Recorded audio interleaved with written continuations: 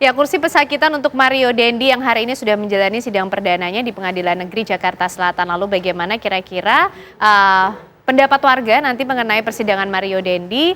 Nanti kita akan ajak Anda bergabung bersama dengan Kurnia Akmal yang akan bertanya kepada masyarakat. Tapi sebelumnya kita akan mendiskusikannya bersama dengan Mas Heri Firmansyah. Sudah bergabung bersama kita. Selamat siang Mas Heri, apa kabar? Apa kabar, Mas? Selamat siang, alhamdulillah baik. Baik ya. Tapi bagaimana kita melihat sidang hari ini, Mas? Dakwaannya sudah pasal 355 didakwakan. Pihak Mario Dendi juga nampaknya tidak mengajukan eksepsi. Lanjut ke agenda pemeriksaan saksi berikutnya. Begitu cepat atau sebenarnya sidang ini untuk sampai sidang cukup lama sih sebenarnya, Mas Heri? Yang jawabnya nggak perlu pakai lagu Yellow, Coldplay ya. Lagi heboh. Jadi kaitan dengan pertanyaan tadi, eksepsi tidak diajukan kan kadang itu jadi hak ya, mau mengajukan atau tidak. Dan kadang tidak berpengaruh besar juga, karena dalam banyak perkara hakim itu akan lebih nyaman kalau dia masuk ke pokok perkara secara penilaian. Agar keadilan substantifnya tergali, kemudian kebenaran materialnya juga bisa dieksplor di situ ya. Sehingga kalaupun ada putusan, ya putusan itu sudah benar-benar didasarkan pada pembuktian yang menurut saya cukup layak untuk bisa dipertanggungjawabkan gitu ya.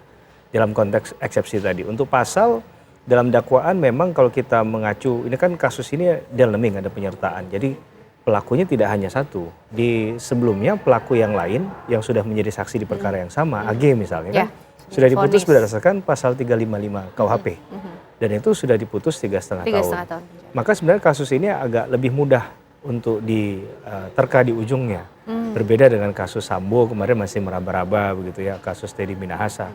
Tapi kalau ini sudah ada yang sudah diputus dan itu sebenarnya perannya jauh lebih kecil daripada yang hari ini disidangkan, baik Mario Dendi maupun Shane Lucas. Dan dalam hal ini juga kita lihat itu kan sudah jelas terbukti ya, berarti secara sah dan meyakinkan bersalah. Logikanya, logika hukumnya adalah kalaulah orang yang tidak sebagai pelaku utama ini sudah dinyatakan bersalah, maka mengkinkah orang yang jadi pelaku utama itu tidak dinyatakan bersalah? Kan begitu. Jadi sudah, menurut saya sudah agak bisa ditebak di ujungnya. Tapi kita tetap menghormati apapun yang jadi keputusan hakim, dan kita tidak bisa jadi hakim keempat ya, karena hakimnya cuma 3 di perkara ini. Jadi kita serahkan kepada hakim untuk menilai. Tapi dari segi dakwaan, harapan dari keluarga tadi kan sudah disampaikan lewat kuasa hukum ya. Lebih menekankan kalau bisa memang mengarah pada 355.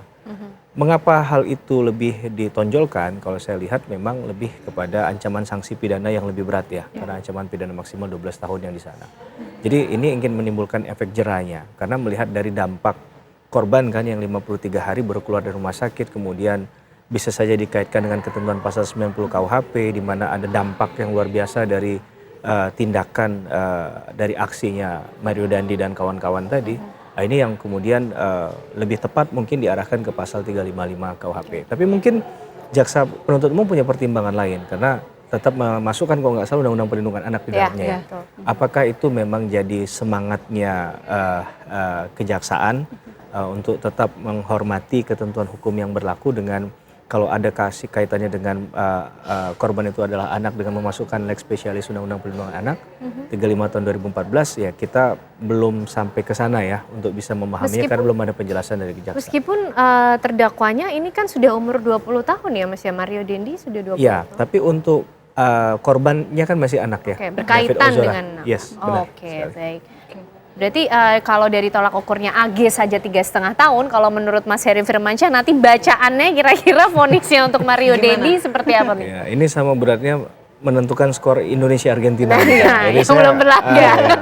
Agak berat untuk menentukan itu, khawatirnya kita dianggap mengintervensi ya. Tapi kalau kita melihat dari untuk kondisi AG yang secara peran tidak terlalu dominan, dengan angka 3,5 tahun saja menurut saya udah cukup maksimal ya. Sehingga rasa-rasanya untuk tindakan yang dilakukan oleh Mario Dendi dengan bukti berupa video yang tidak sulit untuk dibantah, bukan tidak terbantahkan, karena kita nggak tahu juga mereka punya senjata apa ya dalam persidangan ini, tapi sulit untuk dibantah. Saya rasa bisa mendekati maksimal mungkin. Melihat dari dinamika yang terjadi, proses penyembuhan David Ozora yang tidak cukup berat. Ya, yang tidak ringan begitu, yang berat begitu. Persidangan ini kan banyak yang bilang sebagai tempat untuk Mario Dandi mencari pembelaan lah. Nah, tapi kalau kita lihat pada akhirnya Mario Dandi ini tidak mengajukan eksepsi. Apa yang dilihat oleh Mas Heri mengenai tidak diajukan eksepsi oleh tim dari Mario Dandi? Apakah sudah hopeless kah? Atau sebenarnya gimana sih Mas? Sudah sesuai kah? Ya, kita kadang nggak bisa memahami nuansa kebatinan seseorang ya, tapi bisa saja pertimbangan-pertimbangan untuk lebih masuk kepada pembuktian sesegera mungkin karena ada kepedean mungkin di sana atau mungkin tidak mau terlalu berlama-lama atau malah sebaliknya sudah memahami bahwa kalaupun diajukan eksepsi hasilnya tidak akan menguntungkan gitu ya. Jadi dirasa itulah mungkin jadi pertimbangan hukum utama yang kemudian dikedepankan sehingga pilihannya adalah tidak mengajukan eksepsi. Karena sekali lagi eksepsi pun bukanlah satu hal yang sifatnya wajib dalam hukum acara pidana, dia boleh diajukan sehingga itu adalah hak hukum seseorang.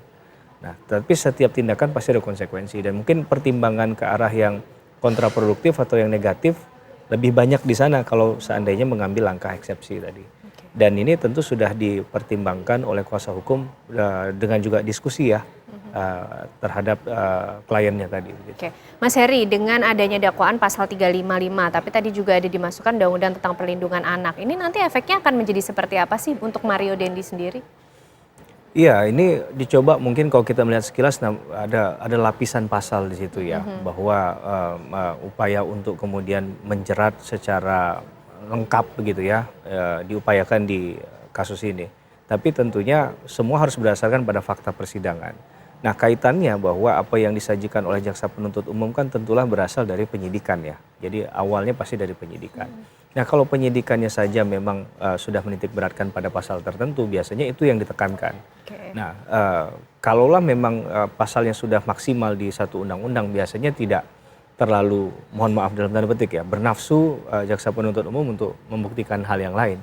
Karena dalam konteks tadi berarti dakwaan primernya itu sudah terpenuhi.